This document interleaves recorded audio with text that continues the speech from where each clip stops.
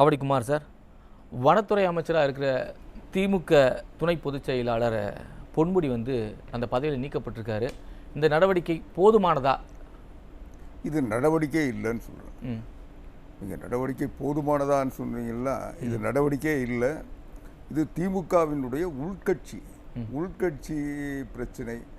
இன்னும் சொல்ல போனால் உதயநிதி ஸ்டாலினை முதன்மை இடத்துக்கு கொண்டு வருவதற்கு யார் யார் இடையூறாக இருப்பார்களோ அவர்களை எல்லாம் தகர்த்தெறிகின்ற நயவஞ்சகத்தின் தொடர்ச்சி.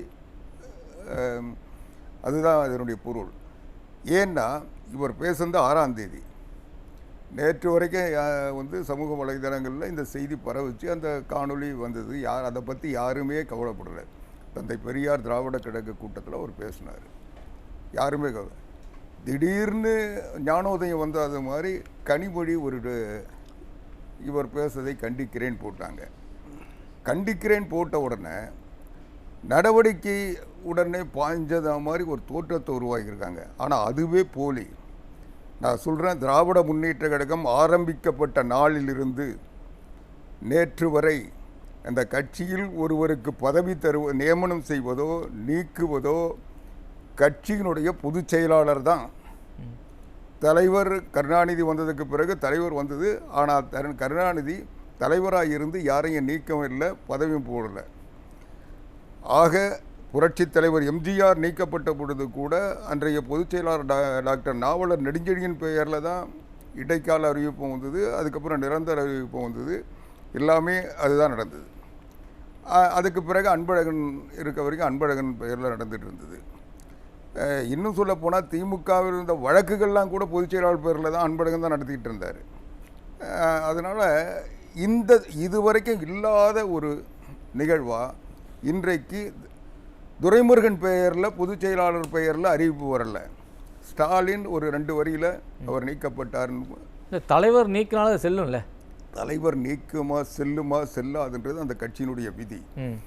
ஆனால் அந்த கட்சியினுடைய நடைமுறை, பத்திரிகைகளுக்கு வந்த செய்திகள் அல்லது அறிவிப்புகள் அத்தனையும் இதுவரைக்கும் பொதுச் செயலாளர் பெயரில் தான் வந்திருக்கு. திராவிட முன்னேற்ற கழக தொடக்கத்திலிருந்து பேரறிஞர் அண்ணா காலத்திலிருந்து அதுதான் நடைமுறை. அது ஒரு புறம் இருக்கட்டும், நான் முடிச்சிடுறேன். அதுதான் நடைமுறை. ஆனால் இன்றைக்கு பொதுச் செயலாளர் பெயர் இல்லாமல் தலைவர் பெயரில் அறிவிப்பு வருதுன்னா பொதுச் செயலாளர் மாற்றப்பட இருக்கிறார் தான் அதனுடைய பொருள்.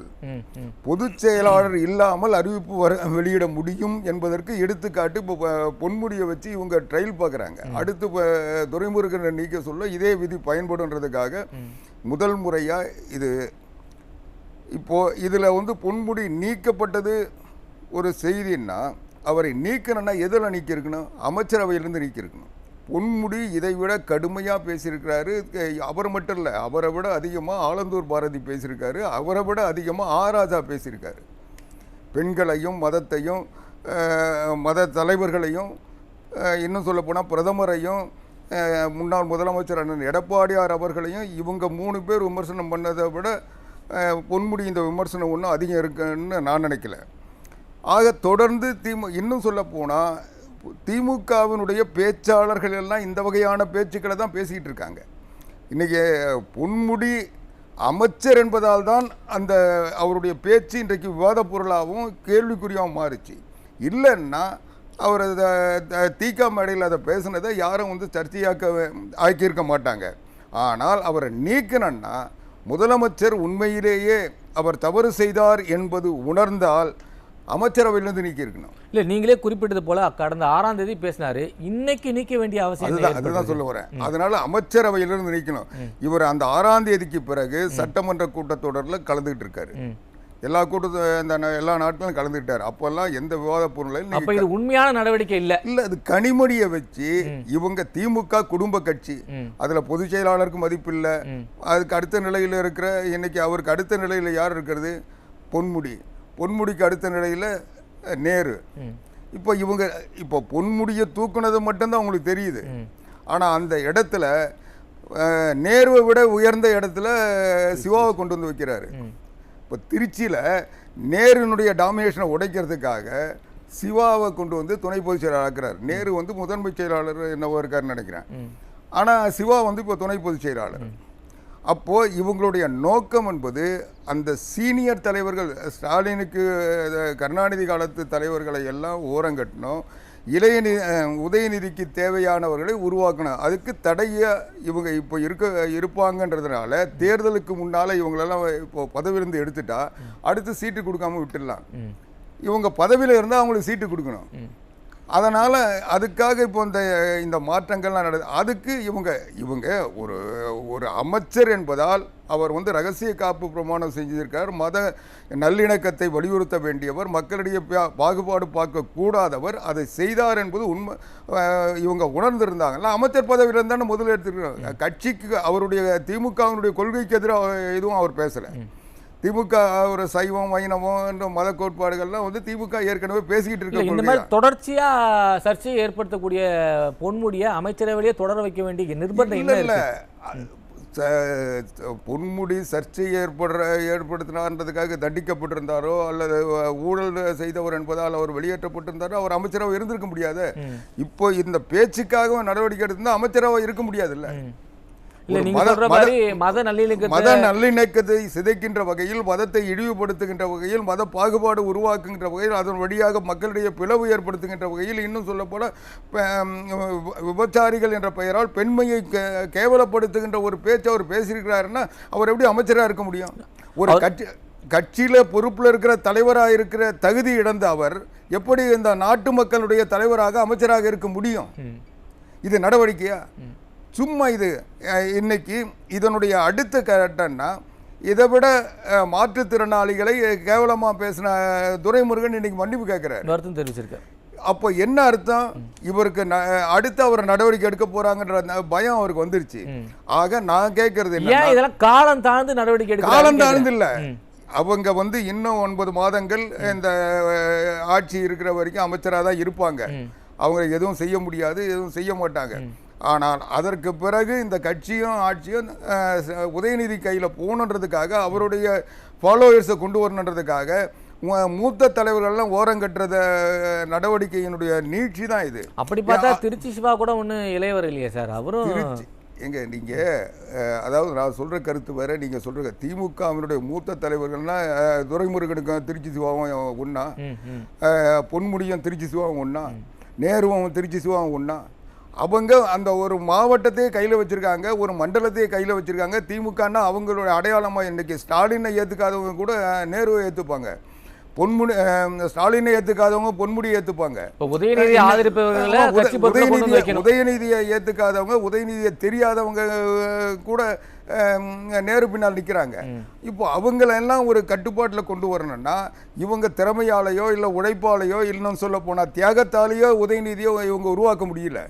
அதனால் இது போல நயவஞ்சகத்தால் தலைவர்களை வீழ்த்தி அதன் வழியாக, அது கூட இந்த ஆட்சி இருக்கிறதுக்குள்ளே செஞ்சாதான், இல்லைன்னா அவங்க போர்க்கொடி தூக்குனாங்கலாம் இவங்க கடையை மூட்டு போக வேண்டியிருக்கும். அதனால் அந்த குடும்ப ஆட்சியை நிறுவுவதற்காக கருணாநிதி குடும்பத்தினுடைய நீட்சியாக இந்த ஆட்சி இருக்கின்றதுக்கு ஒரே காரணம், இன்றைக்கி கருணாநிதியுடைய பையன் என்கின்ற மகன் என்கின்ற ஒரே தகுதியில் ஆட்சியில் இருக்கிற முதலமைச்சர் ஸ்டாலின் அதே தகுதியை வச்சு இன்றைக்கு பொன்முடியை கட்சியிலிருந்து நீக்கியிருக்காரு. ஆட்சியிலிருந்து நீக்கியிருந்தாருன்னா நல்லாட்சி நடத்தணுன்ற நோக்கத்துக்காக, மக்களுக்கு பாதிப்பை உருவாக்கணுன்றதுக்காக நீக்கியிருக்காருன்னு நாட்டு மக்கள் புரிஞ்சுக்க முடியும். அமைச்சரா பதவி இருக்கும்போது மத நல்லிணக்கத்தை பேணுவேன்னு சொல்லி பதவி கடைபிடிக்காத ஏன் இன்னும் அமைச்சரவை வச்சிருக்காருன்னு நான் கேட்கிறேன். அதுதாங்க, அமைச்சரா இருக்கிறதுக்கு அவருக்கு தகுதி இருக்கு. ஆனா திமுகவில் துணை பொதுச் செயலாளர் முரண்பாடா இருக்குல்ல, தகுதி இல்லையான்னா அப்போ என்ன அர்த்தம்? அவர் தந்தை பெரியார் திராவிட கழக கூட்டத்திலாம் பேசியிருக்காரு. அந்த கொள்கையை திமுக ஏத்துக்கல. இன்னைக்கு உங்களுடைய கொள்கையை தந்தை பெரியார் தான் சொல்றீங்க, எங்க திராவிட மாடல்னு சொல்றீங்க. அந்த மாடலை அவர் மையப்படுத்தி தானே அவருடைய கருத்துக்களை சொல்லியிருக்காரு. அதை மத எதிர்ப்பு கருத்துக்கள் அல்லது மத துவேஷத்தோட பேசினாருன்னு சொல்லி அவர் மேல நடவடிக்கை எடுத்தீங்கன்னா, அவர் ஒரு கட்சியில பொறுப்புல இருக்க தகுதி இல்லாத பொன்முடி எப்படி அமைச்சராக இருக்க முடியும்? அது நாட்டு மக்கள் கேட்பாங்கல்ல. ரகசிய காப்பு பிரமாணம் எடுத்ததனுடைய அந்த அடிப்படை தன்மையை நோக்கத்தையே புரிஞ்சுக்காம இருக்கிற ஒருத்தர் எப்படி நீங்க ஆட்சி அமைச்சரவையில் வச்சிருக்கீங்க? இல்லை, புரியுது. நம்ம தொடர்ந்து பேசுவோம். ஆவடிக்குமார் சார், உங்களோட இறுதிக்கட்ட கருத்து சொல்லுங்கள். அதுதாங்க, இது பொறுத்த வரைக்கும் திமுகவினுடைய திசை திருப்பல் நாடகம். இது பெரியார் திராவிட கழக கூட்டத்தில் அந்த பேசிய பேச்சு, அந்த கூட்டத்தினுடைய நோக்கத்தின் அடிப்படையில் அவர் திமுகவினுடைய கொள்கையை தான் பேசியிருக்காரு. அதில் பெண்களை இழிவுபடுத்தினார்கள்னு புதுசாக கனிமொழி கண்டுபிடிச்சி இவங்க என்னவோ பெண்ணிய ஏன் ஒரு மதம் சார்ந்து அவர் இழிவுபடுத்தின ஒரு விஷயத்த இல்லை பெண்களை இழிவுபடுத்த சுருக்க வேண்டிய நோக்கம் என்ன? அதுதாங்க, அவர் மத தந்தை பெரியார் திராவிட கழகம் எப்படி அவங்க கொள்கைவாதிகள், அவங்க கொள்கை சார்ந்து அவங்க இன்னும் கேட்டால் அரசியல்வாதிகள் கூட இல்லை, அவங்க சமூக சீர்திருத்த நோக்கத்தோடு அவங்க அதை அவங்க கொள்கைப்படி பெரியார் வழியில் இருக்கிறவங்க. அவங்களுடைய கொள்கையை வலியுறுத்துறதுக்கு இவர் பேசியிருக்காரு. அப்போ கூட அதை அந்த ஒப்பீடு விபச்சாரிகளோட தான் அதை ஒப்பீடு பண்ணியிருக்காரு. இல்லை, அவர் ஒரு தலைப்பே சொல்றாரு, கடவுள் கொள்கையை காமச்சுவையோடு பரப்புவது சைவமா வைணவமா, இந்த மாதிரி அதுதாங்க அந்த பொருள் சார்ந்து அவர் பேசுறாரு.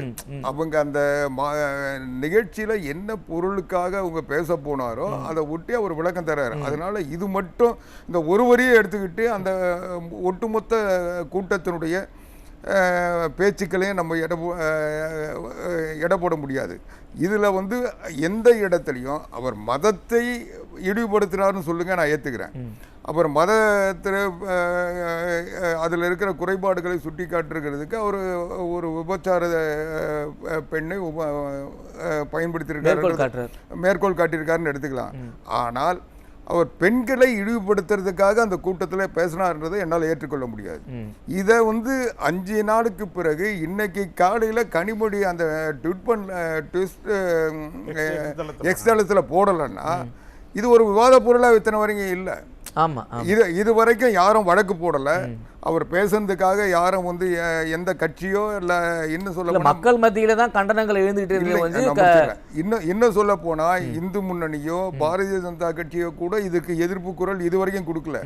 ஆனா இல்லாத ஒண்ணு பெண்களுக்கு எதிராக இவர் பேசினாரு, உடனே எங்க அண்ணன் நடவடிக்கை எடுத்துறாருன்னு தங்கை இன்னைக்கு கொதிச்சு இருந்து இன்னைக்கு காலையில ஏதோ தமிழ்நாட்டுல பெண்களுக்காக விடுதலைக்காக இந்த மாதிரி போராடிக்கிட்டு இருக்க மாதிரி ஒரு தோற்றத்தை ஏற்படுத்துறாங்க. இதுவரைக்கும் அண்ணா பல்கலைக்கழகத்திலிருந்து அண்ணா நகர் சிறுமி வழக்கு வரைக்கும் வாய் திறக்காத கனிமொழி இன்னைக்கு வாய் திறந்துருக்காங்க. அதான் தமிழ்நாட்டில் விதவை பெண்கள் அதிகரிச்சுட்டாங்க, எங்க அண்ணன் கிட்ட ஆட்சி கொடுத்தீங்கன்னா அப்படியே பெண்களுக்கு எல்லாம் கல்யாணம் பண்ணி வச்சிருவாரு, எல்லாம் வாழ வச்சிருவாரு, தமிழ்நாட்டில் இனி சாராய சாவே இருக்காது, எங்களுடைய கட்சிக்காரங்க நடத்துகிற சாராய ஆலை எல்லாம் மூடிடுவாருன்னு சொன்னாங்கல்ல. அந்த அதுக்கு பதில் சொல்றதுக்கு அவங்களுக்கு இன்னும் யோகியதை இல்லை. ஆனா இதை சொல்லி உடனே அவர் தங்கச்சி சொன்ன உடனே அப்புறம் பாசமிகு அண்ணன் ஒரு மணி நேரத்துக்குள்ள அவர் பொதுச் செயலாளர் கேட்கல, எதுவுமே இல்லாம இவரா நீக்கிட்டாரு. உடனே தங்கச்சி சொன்ன சிவா போட்டு நேருவுக்கு அங்கே செக் வச்சுட்டாங்க. ஒரே நேரத்தில் இந்த பக்கம் ஒரு அடி அந்த பக்கம் ஒரு அடியாக அடிச்சுட்டு இவரை பெண்களுக்காக இவங்க தமிழ்நாட்டில் போராடுகின்ற போராளிகள், பெண்களை இழிவுபடுத்தினா இவங்க கொதிச்சு எழுவாங்கன்னு சொல்லி ஒரு தோற்றத்தை வருவாங்க. இதில் எந்த இடத்துல பெண்களுக்கு இழிவுபடுத்துகின்ற நோக்கத்தோடு பொன்முடி நல்லவர்னு நான் சொல்ல வரல. பொன்முடி இந்த வகையான பேச்சுக்களை தொடர்ந்து பேசியிருக்கிறார். ஆனால் அந்த பொன்முடியை தான் திராவிட மாடல் கொள்கையை வகுப்பவராக வைத்திருக்காங்க. திராவிட மாடல் கொள்கையை வகுக்கிற 3 பேர்ல ஒருத்தர் அவரு. பொன்முடி தான் அந்த அவங்களுடைய அறிவு ஜீவிகள் என்று சொல்லப்படுகின்றவர்களில் முதல் வரிசையில் இருப்பவர்.